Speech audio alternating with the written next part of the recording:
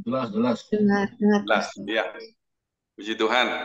Terima kasih buat Pak Surbakti yang mempercayakan saya pagi hari ini untuk menyampaikan firman Tuhan.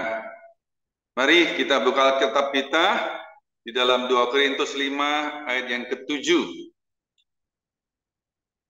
2 Korintus 5 ayat yang ke-7, demikian bunyinya. Sebab hidup kami ini adalah hidup karena percaya, bukan karena melihat. Puji Tuhan. Lebih dulu kita berdoa untuk firman Tuhan dulu. Mari kita berdoa. Terima kasih Tuhan Yesus, kami sudah memuji Tuhan, dan tiba waktunya kami ingin mendengarkan firman-Mu. Berikan kami hati yang rendah, hati yang suci, hati yang kudus, sehingga firman-Mu menjadi makanan rohani kami. Kami boleh kuat, kami boleh kenyang oleh firman-Mu, dan kami boleh mengerti, dan kami lakukan. Kami menjadi pelaku-laku firman. Urapi hamba-Mu dengan Roh Kudus-Mu, dan urapi kami semua yang mendengarkan firman-Mu. Di dalam nama Tuhan Yesus kami sambut firman-Mu. Haleluya. Amin. Puji Tuhan. Jadi pagi hari ini firman Tuhan datang kepada kita. Rasul Paulus menasihatin supaya kita hidup ini bukan karena melihat, Bapak Ibu, tapi hidup ini karena kita percaya. Percaya kepada Tuhan Yesus yang sudah memanggil kita, menyelamatkan kita. Kalau karena kita hidup karena melihat, maka sangat terbatas.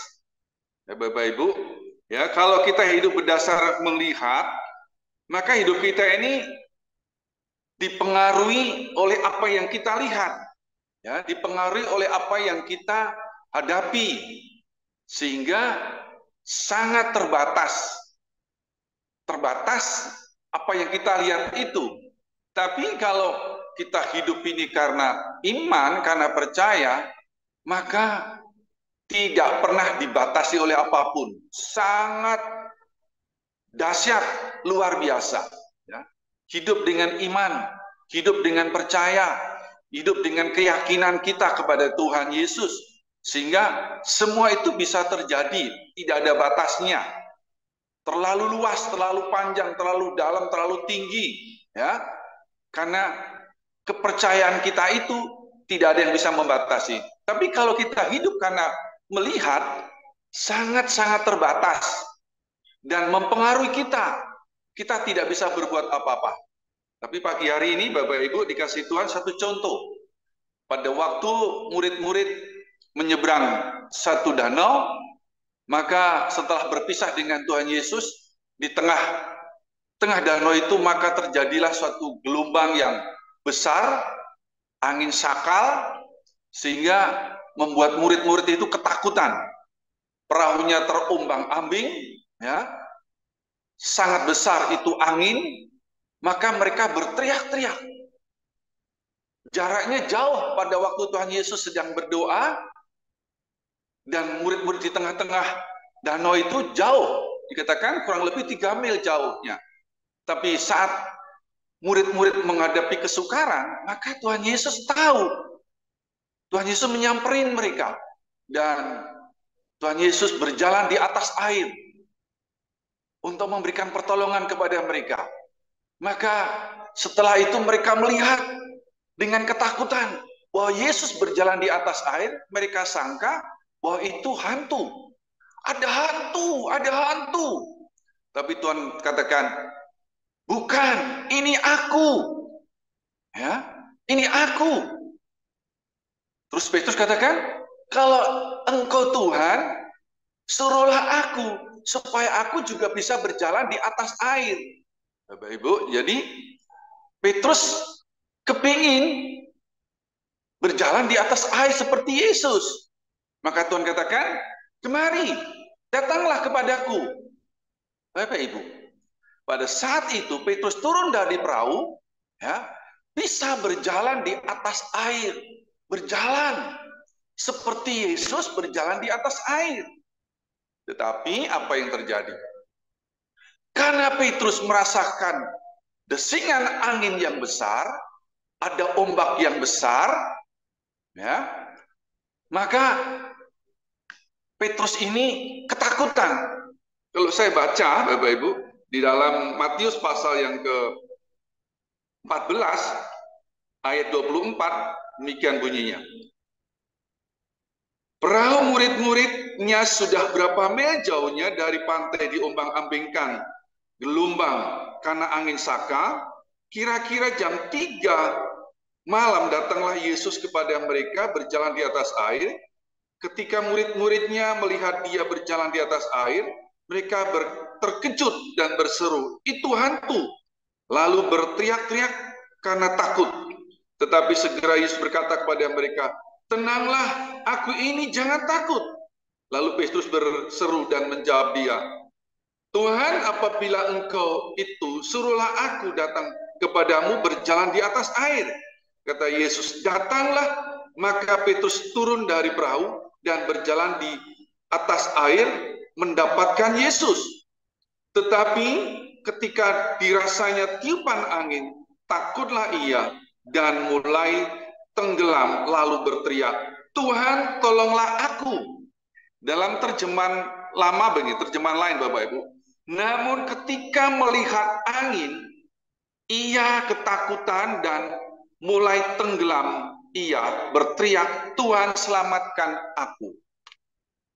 Bapak Ibu, yang dikasihi Tuhan, ketika Petrus, dalam terjemahan lain, melihat angin, ketika Petrus melihat badai, jadi Petrus melihat badai dengan mata jasmaninya. Petrus melihat badai, melihat angin. Ya. Maka rasa ketakutan itu ada. Timbul takut, timbul cemas, timbul khawatir. Karena melihat mata mereka, mata Petrus melihat angin badai itu. Jadi Petrus tidak melihat secara rohani atau tidak melihat dengan iman, tapi Petrus melihat dengan mata jasmaninya. Ya. Melihat dengan mata jasmani, maka timbullah ketakutan. Sehingga tenggelamlah Petrus. Ini Bapak Ibu. Petrus melihat dengan mata jasmani, tidak melihat dengan mata iman. Maka tenggelam. Sehingga Petrus berseru, "Tuhan, tolonglah aku." Akhirnya Tuhan mengulurkan tangannya. Dan Tuhan berkata apa Bapak Ibu dikatakan? Ya, dikatakan ayat 31, segera Yesus mengulurkan tangannya, memegang dia dan berkata, "Hai orang yang kurang percaya, mengapa engkau bimbang?" Mengapa Petrus dikatakan oleh Tuhan orang yang kurang percaya? Karena Petrus berdasarkan penglihatan dengan mata jasmani. Ya. Sehingga dikatakan, "Mengapa kamu bimbang? Mengapa kamu kurang percaya?" Coba kalau Petrus pada waktu berjalan di atas air dengan iman, dengan percaya, "Ini aku yang menyuruh Tuhan berjalan di atas air. Aku tidak perlu takut, aku tidak perlu gentar." Maka Petrus bisa berjalan di atas air sampai di tangan Yesus. Tapi karena Petrus melihat angin badai sakal yang menakutkan itu, ya, maka tenggelam. Bapak Ibu dikasih Tuhan. Jadi penglihatan Petrus berdasarkan penglihatan mata jasmani, bukan berdasar percaya kepada Yesus. Sehingga Tuhan tegur, "Mengapa kamu kurang percaya? Mengapa kamu bimbang?" Terus contoh kedua Bapak Ibu. Contoh yang kedua, pada waktu bangsa Israel menghadapi Goliat. Daudlah yang menjadi pahlawan untuk menghadapi Goliat. Pada waktu itu, secara mata jasmani, tidak mungkin Daud bisa mengalahkan Goliat yang besar, bangsa Filistin yang besar jumlahnya, dan mereka punya perawakan yang gagah perkasa, dibanding dengan Daud dan rekan-rekannya memiliki postur yang kurang besar, seperti bangsa Filistin. Maka Daud tampillah dengan iman. Daud berani maju dengan nama Tuhan untuk mengalahkan bangsa Filistin. Kalau kita baca di dalam 1 Samuel 17 ayat yang ke 41 saya baca, orang Filistin itu kian dekat menghampiri Daud dan di depannya orang yang membawa perisainya. Ketika orang Filistin itu menunjukkan pedangnya ke arah Daud serta melihat dia, dihinanyalah Daud itu karena ia masih muda, kemerah-merahan dan elok parasnya. Orang Filistin itu berkata kepada Daud, anjingkah aku, maka engkau mendatangi aku dengan tongkat? Lalu demi para allahnya orang Filistin itu mengutuki Daud. Pula orang Filistin itu berkata kepada Daud, hadapilah aku, maka aku akan memberikan dagingmu kepada burung-burung di udara dan kepada binatang-binatang di padang. Tetapi Daud berkata kepada orang Filistin itu, engkau mendatangi aku dengan pedang dan tombak dan lembing, tetapi aku mendatangi engkau dengan nama Tuhan semesta alam, Allah segala barisan Israel yang kau tantang itu. Bapak Ibu, Goliat yang besar tadi didatangi oleh Daud yang kecil dikatakan, sehingga Goliat ini menertawakan, mengolok-olok, mengejek-ejek. Daud, kamu datang kepada aku dengan pentung. Memang aku ini anjing? Memang aku ini apa? Jadi Daud diolok-olok, diremehkan, direndahkan. Tapi Daud katakan, kamu datang dengan membawa tombak, tetapi aku datang membawa nama Tuhan, Allah Israel, Allah yang kuasa, Allah yang besar. Daud bukan datang dengan membawa senjata yang lengkap, bukan. Tapi Daud dengan membawa nama Tuhan, Allah Israel, yang besar, yang kuat, yang hebat. Maka orang-orang Filistin menertawakan, mungkin dalam hatinya, gila kamu. Aku sudah mengalahkan banyak musuh. Kamu kecil, kamu gak ada apa-apanya. Tapi ingat Bapak Ibu, kalau Daud datang dengan mata penglihatannya, ya mata jasmaninya, wah, mereka raksasa-raksasa. Goliat itu tingginya 3 meter, ya, badannya besar-besar. Daud kecil. Mungkin nyalinya akan merasa, waduh, kalah kita. Tetapi Daud tidak memandang dengan mata jasmani, tetapi dengan percaya, dengan iman, bahwa kamu akan kukalahkan, akan kupenggal kepalamu, dan dagingmu akan dimakan burung-burung.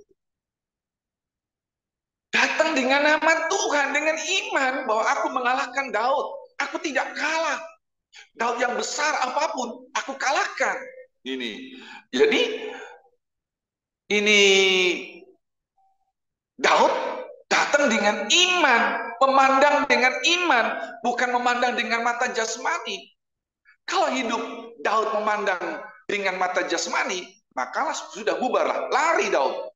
Tetapi datang dengan nama Tuhan. Maka apa yang terjadi Bapak Ibu? Goliat pun dikalahkan. Ya, membawa pengali-ali, diisi batu dan dilemparkannya tepat mengenai Daud Goliat, dan Goliat pun roboh, dikalahkan. Aku datang dengan nama Tuhan, melemparkan batu dengan nama Tuhan, di dalam nama Tuhan Yesus Kristus.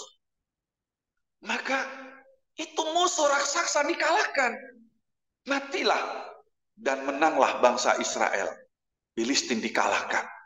Ini Bapak Ibu, datang dengan nama Yesus.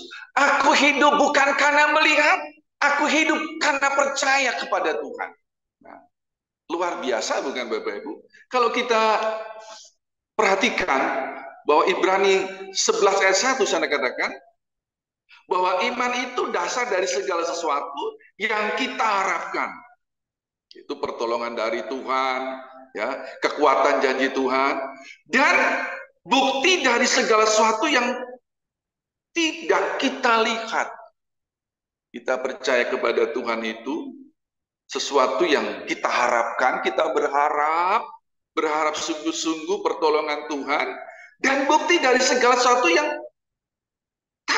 Kita lihat, kita tidak lihat, tapi kita percaya. Sesuatu yang kita tidak lihat, tapi kita percaya Tuhan memberikan kemenangan kepada kita. Tuhan memberikan keberhasilan pada kita. Tuhan memberikan pertolongan kepada kita. Aku percaya Tuhanku besar, Tuhanku hebat. Sekalipun aku belum melihat, itu Tuhan sudah sediakan buat saya. Tuhan sudah berikan kepada saya. Bapak Ibu. Contoh lagi Bapak Ibu. Pada waktu Musa diperintahkan Tuhan untuk masuk ke tanah Kanaan. Sebelum masuk di sana, Musa memerintahkan 12 pengintai.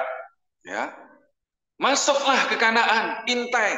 Seperti apa keadaan di sana? Tanahnya bagaimana? Orang-orangnya seperti apa? Keadaannya seperti apa? Maka Musa menyuruh 12 pengintai. Termasuk ada Yosua dan Kaleb. Maka pengintai-pengintai itu sesuai dengan perintah Musa, mereka berjalan masuk ke Kanaan. Lah apa yang mereka lihat Bapak Ibu?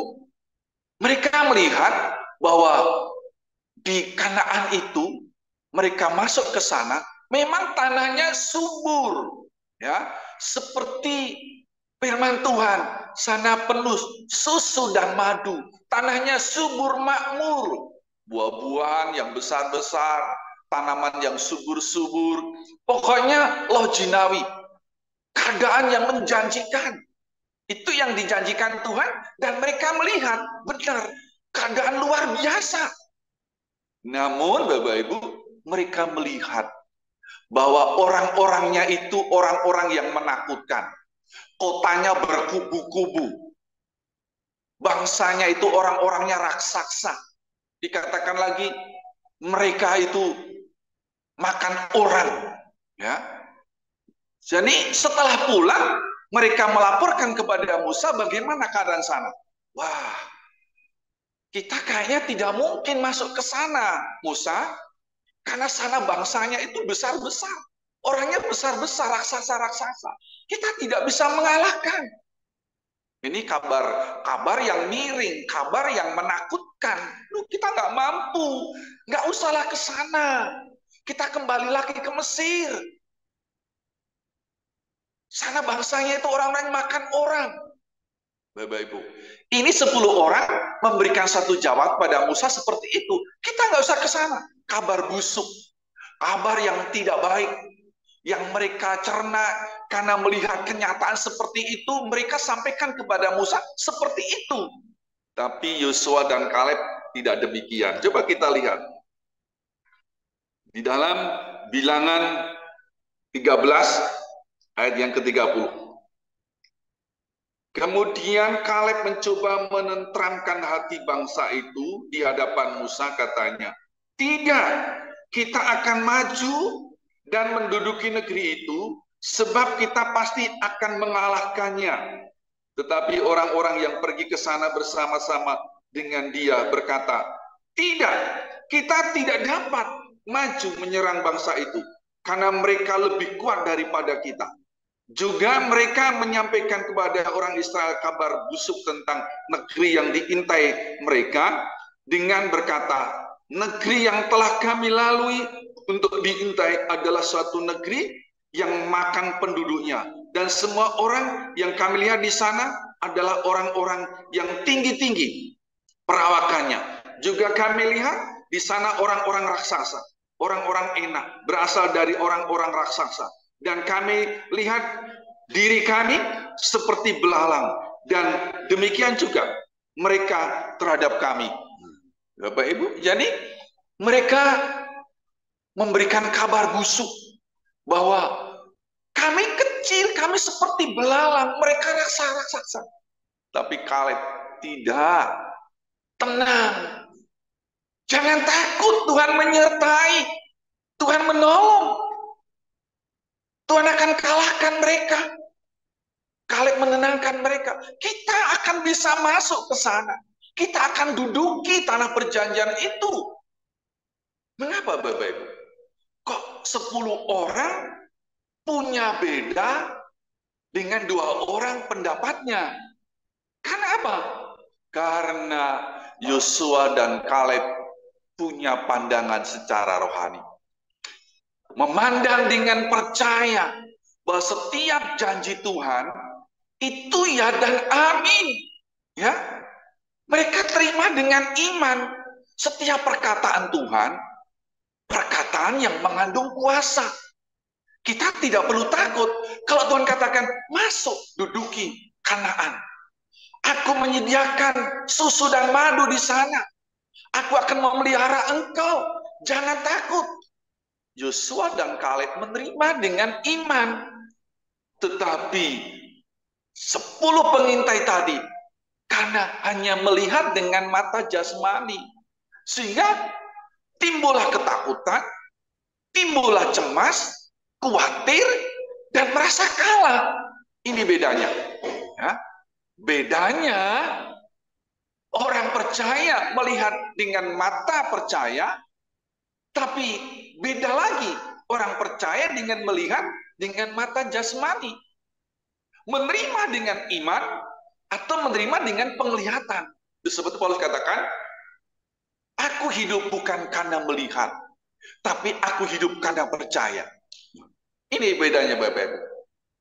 Kalau saat ini kita menghadapi satu pergumulan, seperti raksasa-raksasa di depan kita, ya, yang menakutkan, yang membuat kita tidak mampu untuk kita hadapi, pergumulan, atau beban berat, atau sakit penyakit, seperti raksasa yang menakutkan, kita hadapi dengan iman.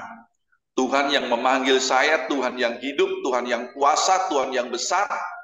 Aku percaya bahwa Tuhan akan membela, Tuhan akan beri pertolongan, Tuhan akan memberikan kemenangan, Tuhan akan memberikan kesembuhan, Tuhan akan memberikan kemenangan demi kemenangan. Ini kita harus hidup seperti itu. Aku hidup bukan karena melihat. Secara manusia mungkin menakutkan. Tetapi aku hidup dengan percaya. Kalau saya dipanggil Tuhan di tempat ini, Bapak Ibu, daerah bukan daerah yang menjanjikan waktu itu. Daerah yang tenang, yang nyaman, daerah anak-anak Tuhan yang banyak.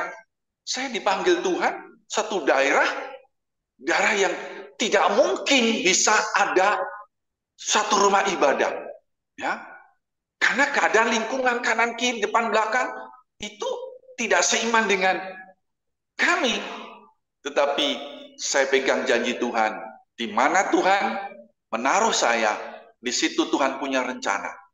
Dan benar Bapak Ibu, kami menghadapi raksasa-raksasa yang menghadang, yang ingin menghancurkan, yang ingin menutup, yang ingin merusak. Tidak boleh di sini ada satu tempat ibadah. Tidak boleh. Dan kami dari hari ke hari, minggu ke minggu, bulan ke bulan, tahun ke tahun, itu dihadang. Tetapi saya dengan iman, kalau Tuhan sudah membuka, tidak ada manusia yang bisa menutupnya. Kalau Tuhan sudah memulai, maka Tuhan yang akan mengerjakan. Sekalipun diteror, sekalipun diancam, sekalipun mau dibunuh, Bapak Ibu, diserang, diserbu. Tetapi sampai detik ini, Tuhan menyatakan kebesaran kuasanya, keajaiban yang luar biasa. Dan tidak ada satupun yang bisa membendung suatu pekerjaan. Saya hidup bukan karena melihat. Kalau saya melihat, saya takut. Saya pergi. Saya tinggalkan tempat ini. Tapi saya pegang firman Tuhan. Tuhan menyertai saya. Tuhan ada bersama dengan saya. Dan Tuhan membuktikan. Sehingga dulu kami tidak punya tempat ibadah. Dulu tidak ada jemaat. Dan Tuhan membuktikan kami punya tempat ibadah. Tanah yang luas 500 meter. Ada tempat parkir. Ada rumah ibadah. Dulunya kami hanya dipinjemin. Kami harus membelinya kami. Dan semua disediakan oleh Tuhan. Dari perjalanan itu, saya berjalan dengan iman, dengan percaya. Tuhan yang saya layani, Tuhan yang besar. Bapak Ibu, Tuhan yang memanggil Bapak Ibu sama, Tuhan yang tidak berbeda. Oleh sebab itu, hidupku bukan karena melihat, tapi karena percaya. Di tahun 2024 ini, percayalah, ya, bahwa Tuhan menyertai Bapak Ibu. Serahkan semua pergumulan. Pandang dengan Tuhan dengan mata iman, dengan mata rohani. Jangan dengan mata jasmani. Mungkin pantai jasmani kita, ini tidak mungkin saya hadapi.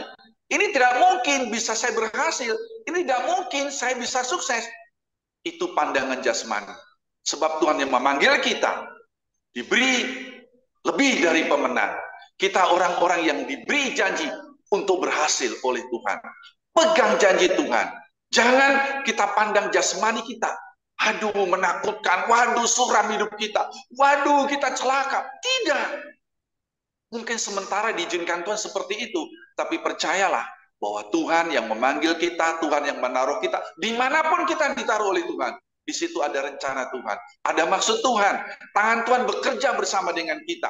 Dia tidak pernah melantarkan kita, Dia ada bersama dengan kita. Jadi pagi hari ini, mari Bapak Ibu, katakan seperti firman Tuhan, aku hidup bukan karena melihat, tapi aku hidup karena percaya Tuhanku yang besar itu menyertai aku. Puji Tuhan, firman Tuhan saya panjangkan sampai di sini. Saya kembalikan yang bertugas. Terima kasih. Budi Lelang, siap melanjutkan atau bagaimana?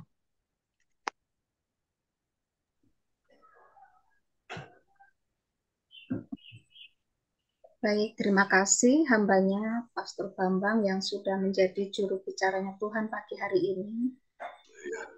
Saya memberikan kesempatan bagi Bapak Ibu yang ingin menanggapi firman Tuhan atau bersaksi yang ada hubungannya dengan firman Tuhan pagi hari ini.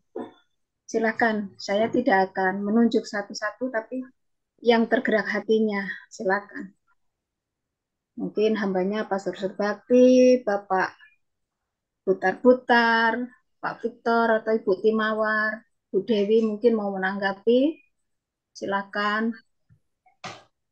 Atau ada Salam selamat pagi, Pak Banuara, selamat bergabung. Silakan Bapak Ibu yang mau bersaksi. Ya, berikan dulu kesempatan buat Pak Putar-Putar, nanti diikuti yang lain. Silakan Pak Putar-Putar. Ya. Pak Putar-Putar, silakan. Nanti yang lain akan mengikuti. Buka mic-nya, Pak. Baik, terima kasih Pak. Pagi hari ini buat luar biasa pencerahan buat saya. Percaya, beriman dengan percaya bukan karena melihat. Memang di sini banyak kita gagal ya. Pertanyaan saya tadi, apakah supaya fokus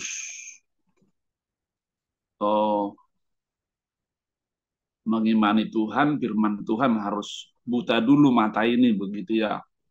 Karena mata ini banyak mengundang apa namanya segala sesuatu yang mengganggu iman itu. Tapi saya sadar ini firman Tuhan, bukan untuk didebat. Saya sadar suara iblis tadi itu artinya Roh Kudus langsung memulihkan saya bahwa memang itulah firman, bahwa kita harus melihat dengan iman. Ibrani 11 ayat pertama. Jadi kupasan yang dari Kejadian sampai Perjanjian Baru itu sangat luar biasa itu ya. Jadi memang harus begini menurut saya penyampaian sabda Tuhan, bukan sepotong-sepotong, tapi harus lintas PB dan PL dengan PB gitu. Jadi kita dapat satu rangkuman yang luar biasa. Terima kasih Pastor Bambang. Jadi saya dipulihkan juga dengan pancingan iblis tadi. Apakah kita perlu harus dibutakan dulu mata ini? Tapi Roh Kudus langsung tolong saya, tidak. Karena mata imanmu lebih tajam daripada mata rohanimu, itu kata Roh Kudus. Terima kasih Pak Bambang, Tuhan memberkati. Iya. Puji Tuhan.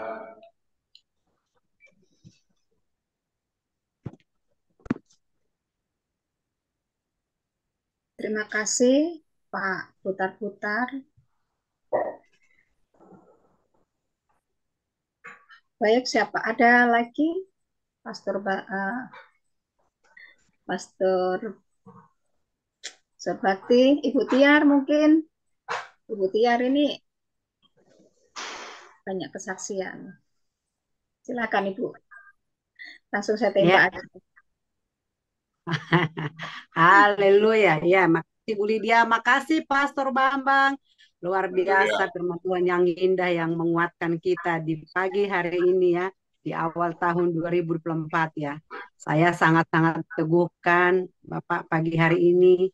Tadi dikatakan hiduplah ya karena iman, karena percaya kepada Tuhan Yesus.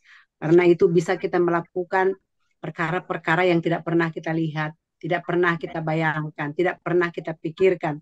Kalau kita hanya dengan mata, katanya, ya pandang mata sebatas mata saja ya, yang jasmani, yang kelihatan seperti itu.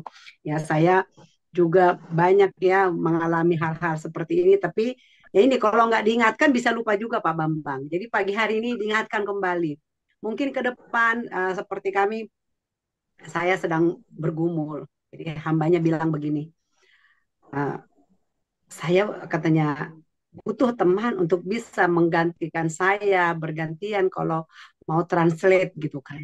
Nah ini tantangan di depan saya. Ya, terus saya bilang, aduh saya harus mulai dari mana ya belajar bahasa Inggrisnya. Saya bilang saya belajar bahasa Inggris itu tahu nggak Pak? Seperti saya berdiri di tengah laut rasanya gitu. Jadi nggak tahu memulai dari mana dan nanti akhirnya di mana seperti itu kan. Nah, tapi pagi hari ini tantangan buat saya tahun ini. Ya, Ibu harus bisa 1 tahun ini Inggris bisa menggantikan saya bergantian untuk translate. Kalau ada yang mau ditranslate gitu ya. Wah, itu bikin saya, aduh saya harus mulai dari mana? Jujur Bapak Ibu. Makanya saya bilang ya, dari kesaksian saya kemarin, ini tahun ini saya pagi hari ini dikuatkan oleh firman Tuhan bahwa kalau kita melangkah dengan iman, pasti kita bisa. Nah ini saya tangkap pagi hari ini Pak Bambang, doakan saya, doakan kami agar Tuhan berikan kemampuan, terutama semangat dulu, karena begitu dibilang begitu saya sudah gini, aduh gimana ya caranya ya, apa yang saya harus baca, apa yang saya harus buka. Dan itu memang itu tadi seperti berdiri di tengah laut, jadi nggak tahu mau kemana saya bilang kan, tapi saya percaya kalau pepatah dunia juga mengatakan di mana ada kemauan di situ pasti ada jalan. Apalagi ditambah lagi firman Tuhan pagi hari ini. Tadi sudah banyak contoh-contoh dibikin ketika Daud mengalahkan Goliat sampai dia bilang, oh lu kira gua anjing, kita kira begitu ya bahasa sehari-hari ya.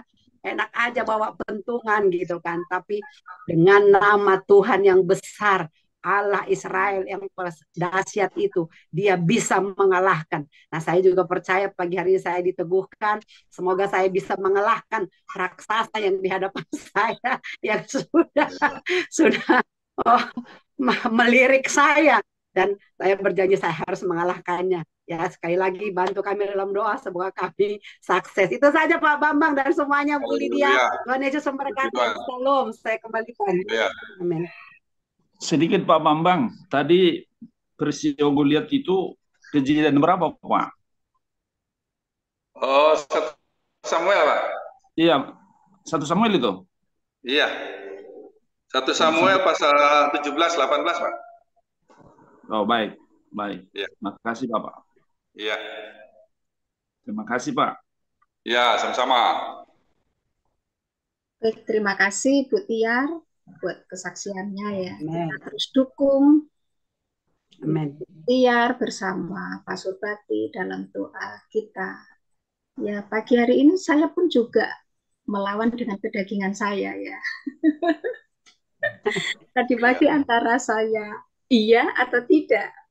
Karena setiap pagi selalu harus disertai mual, disertai keluarnya, harus ke kamar mandi. Sudah berapa kali saya ke kamar mandi, karena memang beberapa hari, seminggu lebih ya kondisi kurang fit. Tapi tadi malam saya masih memikir itu, sampai 12:30 saya belum tidur itu. Ditambah lagi tadi pagi, masuk enggak ya? Masuk enggak ya? Jadi ya puji Tuhan, Tuhan memenangkan saya. Amin. Karena yang saya layani bukan manusia, tapi saya melayani Tuhan, walaupun dengan semua keterbatasan saya, dengan kesehatan saya, dengan suara saya, semuanya serba terbatas, tetapi Tuhan tidak melihat kekurangan saya. Puji Tuhan, itu yang saya saksikan pagi hari ini. Masih ada lagi Bapak Ibu yang mau menanggapi firman Tuhan? Silakan, giliran Pastor Surbakti. Ya, oke. Saya menanggapi ya. Ya, jadi kadang-kadang ada isu-isu dari orang, dari manalah Pak Surbakti bisa hidup. Ya, Pak Surbakti kan tidak ada penghasilan tetap. Nah, ini kadang-kadang isu-isu yang muncul sampai juga saya dengar. Tapi sesuai dengan firman Tuhan tadi disampaikan oleh hambanya, kita, saya khususnya, percaya bukan karena melihat, tapi iman yang lebih dominan. Dengan iman yang dominan, Tuhan berikan saya kesempatan untuk menjelajah bangsa-bangsa. Termasuk saya diberikan Tuhan kesempatan untuk ke India dan mengunjungi makamnya salah satu murid Yesus, yaitu Thomas. Jadi Thomas meninggal di India dan banyak orang melihat, mengunjungi makam itu. Dan saya bisa ke sana bukan karena banyak duit, tapi berdasarkan iman. Iman yang lebih dominan. Saya bisa menjelajah Filipina, itu juga karena iman. Menjelajah Amerika di Seattle, semua disiapkan karena iman. Iman itu mengalahkan segala-galanya. Amin. Itu yang saya alami secara pribadi. Dan sampai detik ini juga melangkah dengan iman. Nah, dengan cara demikian, Tuhan berikan keteguhan, kekuatan, semangat, dan roh yang menyala-nyala dan melayani Tuhan. Itu tadi katakan melangkah dengan iman, bukan dengan pandangan mata jasmani. Luar biasa firman Tuhan hari ini. Terima kasih Pak Bambang yang ingatkan saya apa yang saya sudah lakukan, tapi ini satu penyegaran lagi. Bagi Tuhan berkati, serahkan kembali kepada Ibu Lia Lang.